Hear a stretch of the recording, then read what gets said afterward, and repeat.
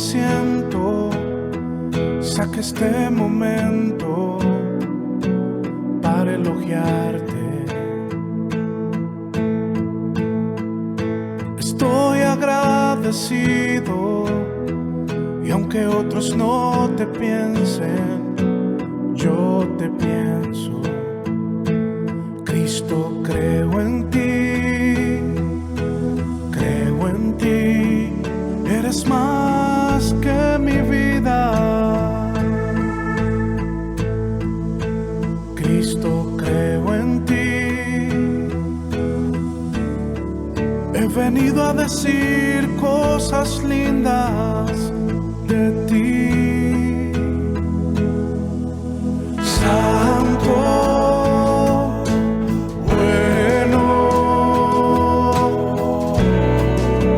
no te veo y te siento, Dios de amor, mi primer lugar.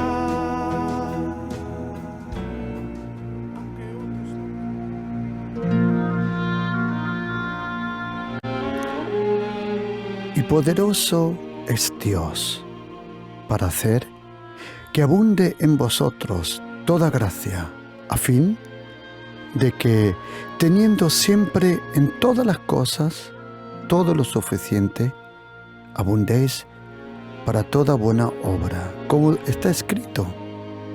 Repartió, dio a los pobres, su justicia permanece para siempre. Y el que da semilla al que siembra y pan al que come, proveerá y multiplicará vuestra sementera y aumentará los frutos de vuestra justicia.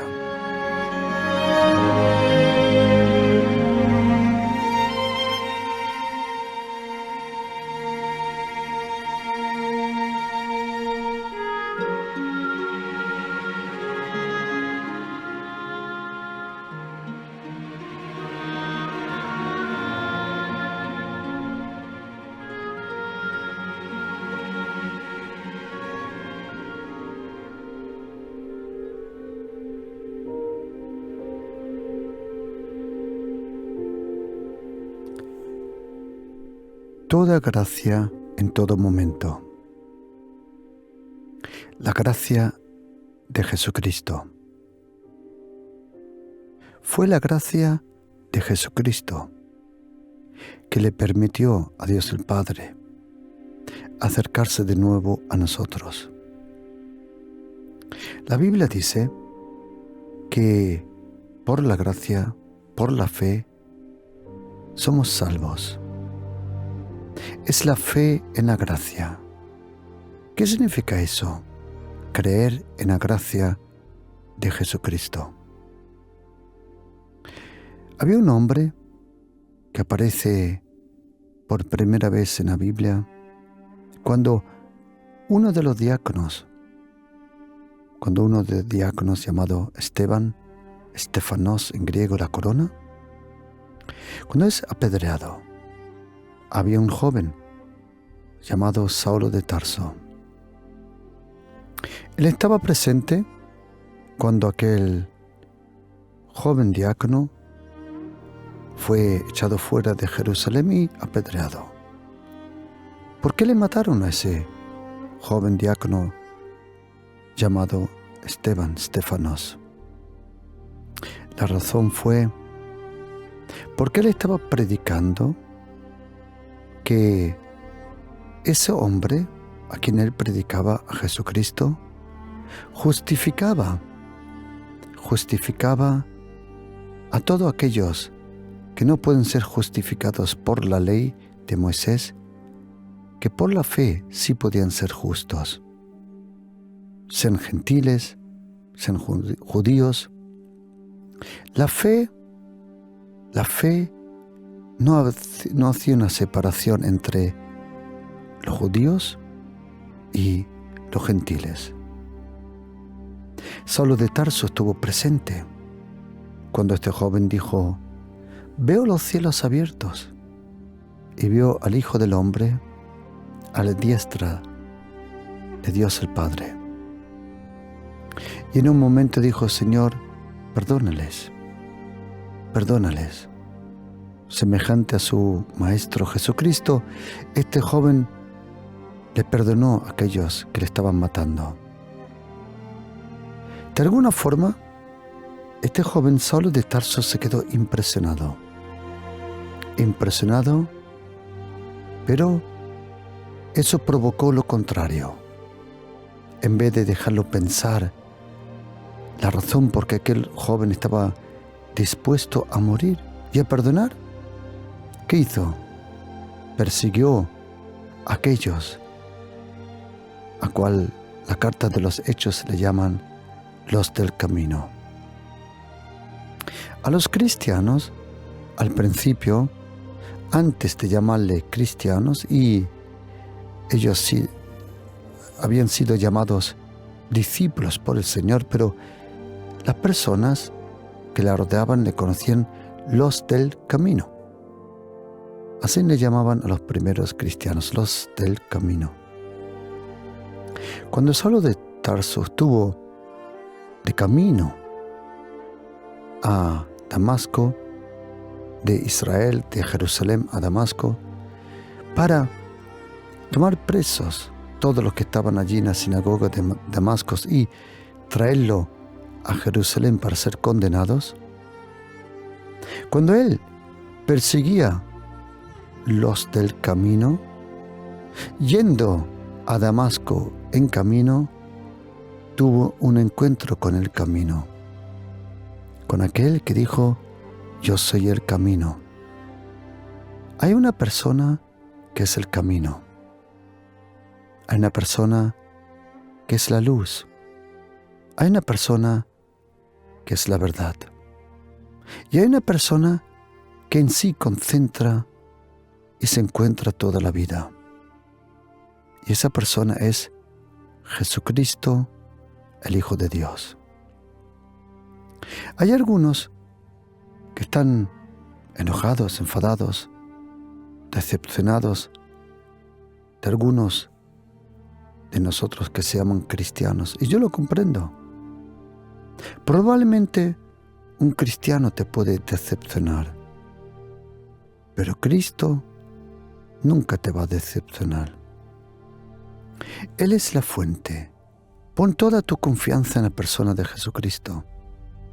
Todos nosotros, seres humanos, tenemos días buenos y tenemos días que no son tan buenos. Pero hay uno cuya gracia permanece para siempre. Jesucristo, el Hijo de Dios, Dios el Padre y Dios el Espíritu Santo. Y ese joven Saulo de Tarso, cuando tuvo ese encuentro en camino a Damasco, tuvo ese encuentro con aquel que una luz que le rodeaba. La Biblia dice que a mediodía una luz les rodeaba. Una luz les rodeaba. Es interesante porque en el Antiguo Testamento, en Salmo 5 dice que su favor te rodea. Y luego dice en Salmo 32 que su gracia te rodea. Y en el profeta Zacarías dice en capítulo 2 que su fuego te rodea. Cuando Jesucristo vive contigo, Él te rodea. Él te protege. Su gracia te rodea. Su gracia está alrededor tuya como un muro. Y como dice Salmo 5, el favor de Dios te rodea. Y David tenía razón cuando dice en Salmo 3 que el Señor me rodea como un escudo. Cuando uno vive con Dios, Dios el Padre vive en tu corazón, pero también te rodea con su presencia, como con un escudo, con su gracia, con su favor y con su fuego. Y cuando el apóstol Pablo, en aquel momento llamado Saulo de Tarso, tuvo el encuentro con aquel que le dijo: Shaul, Shaul, ¿por qué me persigues? ¿Por qué me persigues, Saúl? ¿Y no sabes que el que te está buscando soy yo? Cuando Saulo de Tarso tuvo un encuentro con aquel que había resucitado entre los muertos, eso revolucionó su vida. ¿Por qué? ¿Sabe, querido oyente? Yo le comprendo de todo corazón. Si dices que eres agnóstico, ateo o de otra religión y no te puedes imaginar de lo que te estoy contando, la verdad es que te puedo comprender. ¿Por qué? Porque Jesucristo, Él es el Hijo de Dios y Él no se puede comparar con nada que nosotros conocemos en la tierra. Jesucristo, Él es el Hijo de Dios, enviado por el único Dios eterno. Solo puede existir un Dios. ¿Por qué? Porque si existe otro Dios, ya no es Dios. Solo existe un Dios. Para nosotros cristianos, que nosotros creemos en Dios el Padre, Dios el Hijo y Dios el Espíritu Santo, nosotros no creemos en tres dioses. No. Dios es uno. Shema Yisrael, Adonai Eloheinu, Adonai Shema. Dios es uno. Dios es uno, dice este versículo de Deuteronomio. Dios es uno. La verdad que es un poco difícil para nosotros, con la mente humana, que está acostumbrado a la desunión, acostumbrado a la división. Para nosotros es difícil comprender al Dios uno, el Padre, el Hijo y el Espíritu Santo. Pero hay algo que va más allá que la mente, y es la fe. La fe nunca está opuesto a la inteligencia o a la ciencia. No. Pero la fe va más allá que todo lo que podemos ver, observar. Por fe comprendemos, dice el escritor de la carta de los Hebreos capítulo 11. Por fe comprendemos. Cuando Saúl tuvo ese encuentro con aquel que se le presentó y dijo que él era aquel a quien él perseguía. ¿A quién estaba buscando Saúl de Tarso toda su vida? Saúl, o Shaul, como dice en hebreo y en arameo Shaul, a quien estaba buscando es aquel a quien estaba esperando. ¿A quién? Al Mesías. ¿Quién es el Mesías? ¿Qué significa Mesías? La palabra Mesías, que nosotros conocemos en su forma latina, viene del hebreo. Primero transcrito al griego, pero originalmente Mesías viene de la palabra Mesías o Messiah, que significa el ungido. ¿Qué significa eso, el ungido? Antiguamente, en el Antiguo Testamento, los reyes, los profetas y los sacerdotes eran ungidos con aceite. Una señal, ese aceite, esa unción era una señal que eran apartados, confirmados y eran usados por Dios. Ese aceite era un símbolo de la presencia del Espíritu Santo. Y Dios el Padre prometió que Él iba a enviar a un Mesías, a un Mesías que iba a ser del linaje de David. Por eso le llamaban Hijo de David. Los profetas le llamaban el Hijo del Hombre. Y cuando Jesucristo nació, allí en Betlehem, en lo que nosotros conocemos como Belén, en Bet-Lejá, como dice en arameo. Cuando Él nació, la carne, o mejor dicho, el Verbo se hizo carne. El Verbo eterno, el Verbo celestial. Cuando Jesucristo estaba en el cielo, su nombre no era Yeshua HaMashiach, o en griego Jesús Christos. Cuando Él estaba en el cielo, su nombre era Dabar en hebreo, que significa la palabra, o Logos en griego, que significa el verbo. Pero cuando Dios el Padre decidió de enviar a su Hijo Jesucristo, la Biblia dice, cuando el tiempo se cumplió.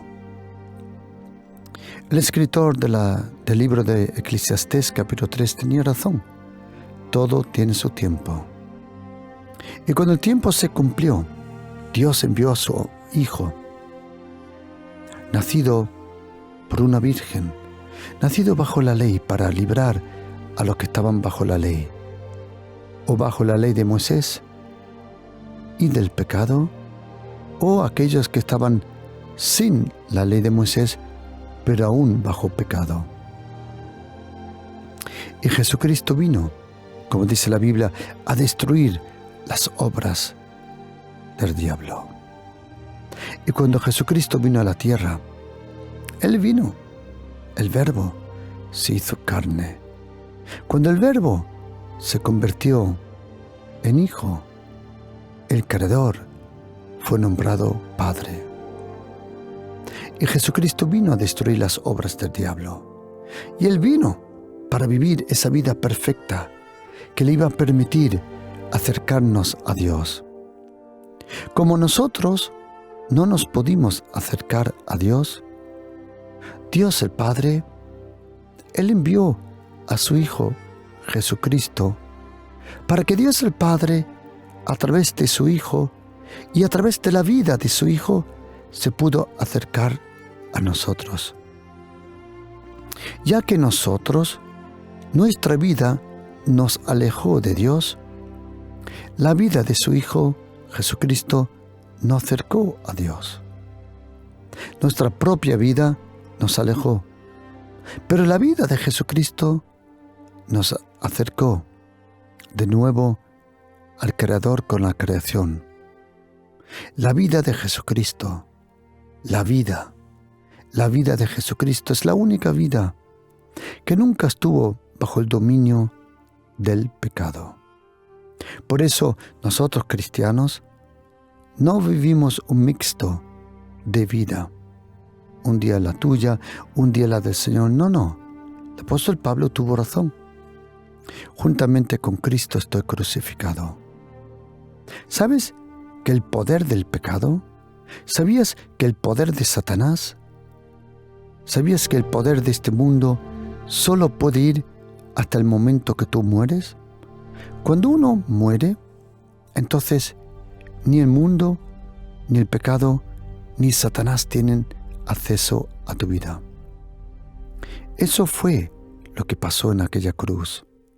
Cuando Jesucristo murió a la puerta de Jerusalén, Él murió tu muerte para que su muerte se convirtiera en tu muerte, y al morir tú, ahí termina la influencia de Satanás, del mundo, del pecado, de la maldad y de la oscuridad. ¿Sabías que la muerte de Jesucristo fue el fin de todo? Pero la resurrección de Jesucristo fue el principio de todo. Con la muerte de Jesucristo, la ley perfecta, como dice Salmo 19, versículo 7, y Romanos capítulo 7, versículo 12 adelante, esa ley que era perfecta fue cumplida.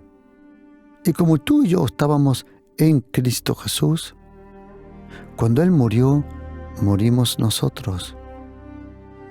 Y cuando Él resucitó, resucitamos todos juntamente con Él. Por eso el apóstol Pablo tuvo razón cuando dice, juntamente con Cristo estoy yo crucificado. Ya no vivo yo, porque mi vida terminó en aquella cruz. Y esa vida de la resurrección es la vida la que yo vivo con el Señor.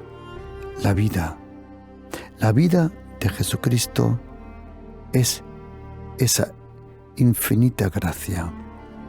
La gracia de Dios es la vida de Jesucristo. Cuando el apóstol Pablo, que fue fariseo, fariseo era un grupo religioso. Antiguamente habían diferentes grupos religiosos en aquel momento. Allí en Galilea, allí en Judea, Jerusalén, habían saduceos, era un grupo religioso que, entre comillas, solo quería los 5 primeros libros de Moisés, que le llamaban la ley. Pero había otro grupo religioso llamado los fariseos. Y ellos leían y creían en la ley, los 5 libros de Moisés, pero también en las escrituras y en los profetas. El apóstol Pablo era fariseo. Fariseos no eran gente mala. Era gente que de verdad buscaba a Dios. Se pasaban un poco porque añadían a muchos mandamientos, le añadían costumbres del ser humano. Y el apóstol Pablo, cuando tuvo ese encuentro con el Señor Jesucristo, él pudo reflexionar todas las escrituras que él sabía de memoria del Antiguo Testamento y se dio cuenta que la justicia que le permitía de empezar una nueva relación con Dios, esa justicia no venía por las obras de la ley, sino por la gracia y la fe en Jesucristo. El apóstol Pablo, como ninguno de los otros apóstoles, ni Juan, ni Pedro, ni Jacob, ni ninguno de los otros, él conocía las escrituras del Antiguo Testamento. Por eso él sabía que esa ley que fue dada por Moisés, para dar vida, en verdad provocó lo contrario.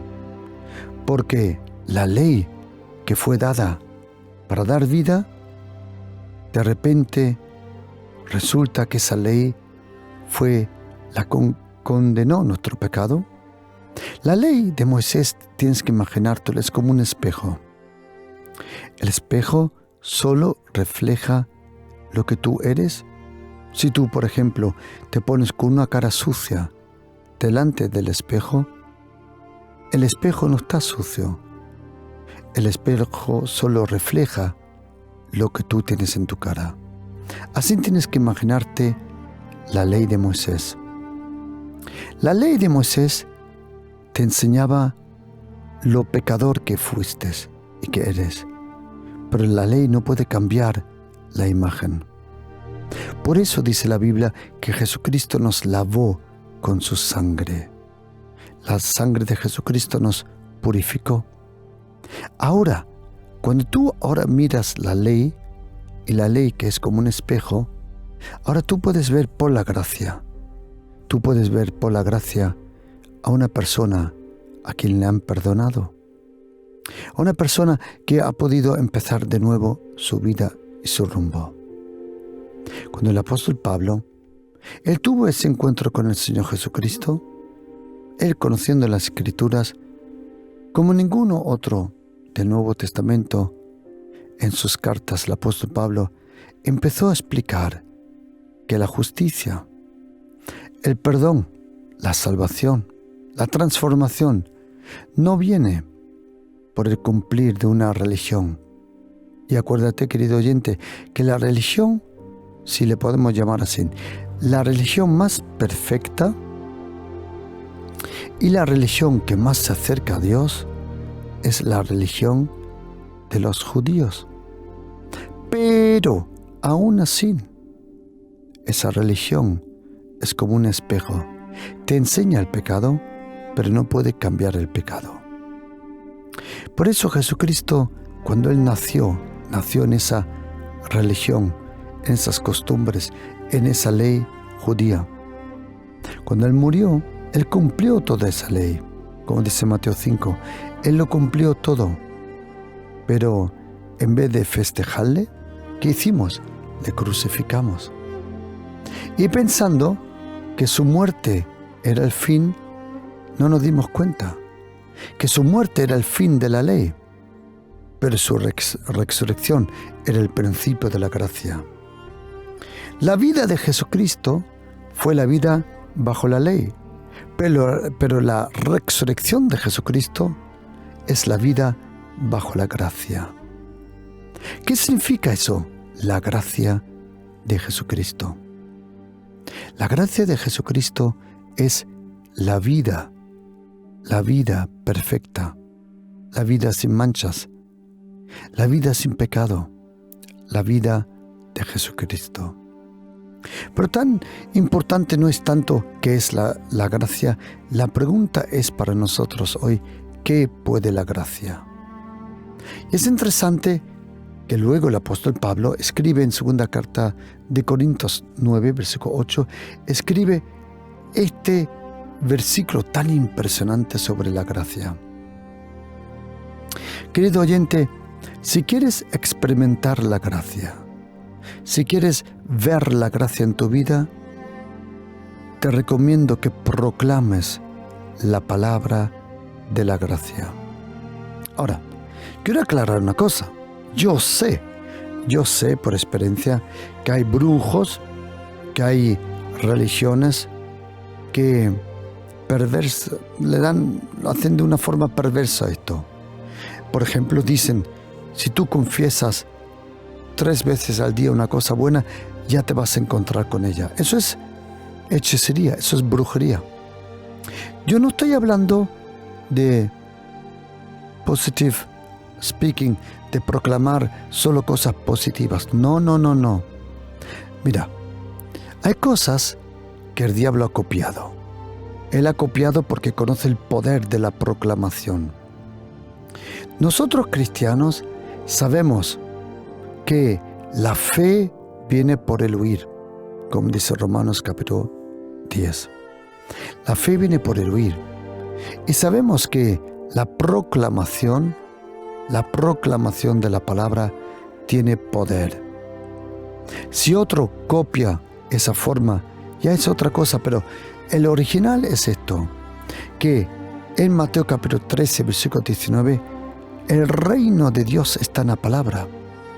Y para que el reino de Dios traiga fruto, alguien tiene que anunciarlo, oírlo, creerlo y ser sembrado en uno. El reino de Dios tiene que ser anunciado. Los demonios, tu entorno, el mundo, el pecado, solo se somete a lo que tú dices. Otra vez, tú tienes que proclamarlo en el nombre de Jesús. Lo mismo es la gracia. La gracia y el reino están en la palabra.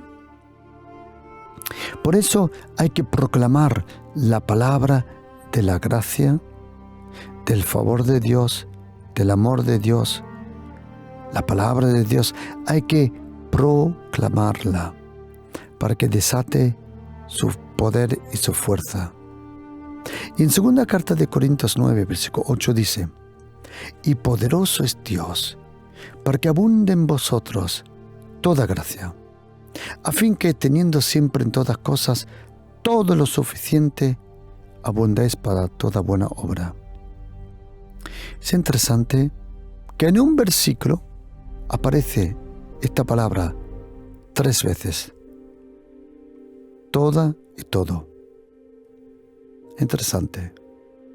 Dice que por la gracia que Dios nos da, o como traduciendo este versículo directamente del griego, es: a Dios le es posible daros toda clase de gracia en una forma abundante, para que en todo y en todo momento tengáis todo suficiente para ser abundante en toda buena obra. ¿Te has dado cuenta cuántas veces aparece la palabra todo? Y nosotros necesitamos toda gracia en todo momento. Acompáñame por favor a estos pensamientos de este versículo otra vez. A Dios le es posible daros toda clase de gracia. ¿Por qué toda gracia? ¿Por qué toda clase de gracia? Cada momento, cada situación y cada etapa de la vida y del ministerio requiere su gracia especial. Otra vez, querido oyente, todo momento requiere su gracia especial. Tú y yo necesitamos ahora una gracia muy especial, la gracia del todo momento. Como dice segunda carta de Corintios, capítulo 9, versículo 8. Y poderoso, a Dios le es posible que Él haga fluir sobre vosotros toda gracia en su multiforme, como dice 1 de Pedro, capítulo 4, versículo 10, la multiforme gracia de Dios. ¿A fin de qué? Que teniendo, a través de esa gracia, teniendo todas las cosas, en todas las cosas, todo lo suficiente. Todo tiempo, todo momento requiere su propia gracia. Todo momento requiere su propia gracia por fe y su fe por gracia. Por eso tenemos que tomar de su plenitud, de la gracia. Y querido oyente, si tú y yo somos cristianos, tenemos que aprender que tú y yo vivimos de la gracia de Dios. Todo lo que tú quieres alcanzar, que se alcance por la gracia. Y es importante derramar su corazón delante del Señor y ser honestos. Y decirle: Señor, no lo puedo conseguir yo solo. Ayúdame, Señor. Por eso, querido oyente, es importante que Dios el Padre derrame su gracia sobre nosotros. Pregunta: ¿cómo el Dios omnipotente, Él puede derramar su gracia sobre nosotros? ¿Sabes? Dios el Padre no hace nada a no ser que alguien se lo pida. Por eso Jesucristo nos pidió que nosotros oremos. Tú tienes que pedirle a Dios el Padre lo que necesites. Y que tú digas: Padre, muéstrame tu gracia. Muéstrame tu gracia. Muéstrame tu gracia. Como dice la Biblia en Salmo 85, versículo 7 en español. Señor, muéstrame tu gracia. Dilo tú ahora mismo en este momento: Señor, en el nombre de Jesús, muéstrame tu gracia. Dilo otra vez, con fe y con denuedo, dilo: Señor Jesucristo, muéstrame tu gracia. Muéstrame tu gracia. Y poderoso es Dios, dice, que Él puede dejar fluir sobre nosotros toda gracia, a fin que, teniendo en toda cosa. ¿Sabes que la gracia de Dios fue creada para toda cosa? En todo momento y para toda buena obra. Mira, querido, todo lo que no hagas por fe, dice la Biblia en Romanos 14, 23, es pecado. Todo lo que no es por fe es pecado. Y todo lo que no es por gracia es carnal y es carne. Otra vez, todo lo que no es por fe, la Biblia llama pecado. Y todo lo que no es por gracia es carne. Por eso nosotros necesitamos, como dice la Biblia, a Dios, que es poderoso, daros toda clase de gracia. Pregunta, querido oyente, ¿qué clase de gracia necesitas? El uno a lo mejor necesita la gracia para el trabajo. El otro, la gracia para el matrimonio. El otro, la gracia para encontrar un trabajo o para arreglar una situación. Pero sea lo que sea, oye lo que dice aquí. Dice que Dios es poderoso, que abunde sobre vosotros toda gracia, a fin que teniendo en todo momento todo lo suficiente. Solo la gracia de Jesucristo tiene lo suficiente para que abundáis en buena obra. Querido oyente, pon toda tu confianza, pon toda tu esperanza sobre la gracia de Jesucristo. Alguno dirá, ¿pero qué es eso, la gracia? Mira, tú clama al Señor que Él te lo revele y tú verás cómo Él te lo va a revelar. El Señor revela su gracia, no tanto por teología, dogma o doctrina, sino por el día a día. Que la gracia te acompañe, como dice la Biblia, que la gracia te rodee, que la gracia vaya en antemano, que la gracia se renueva todas las mañanas. Querido oyente, no sé en qué situación estás, pero la vida trae bastante preocupaciones. Por eso, clama a la gracia. Clama a su gracia. Pídele que Él te dé más de su gracia, que Él derrame su gracia. Dile, como dice la Biblia, Dios es poderoso para hacer que abunde sobre vosotros toda clase de gracia. Querido oyente, ¿qué clase de gracia necesitas ahora?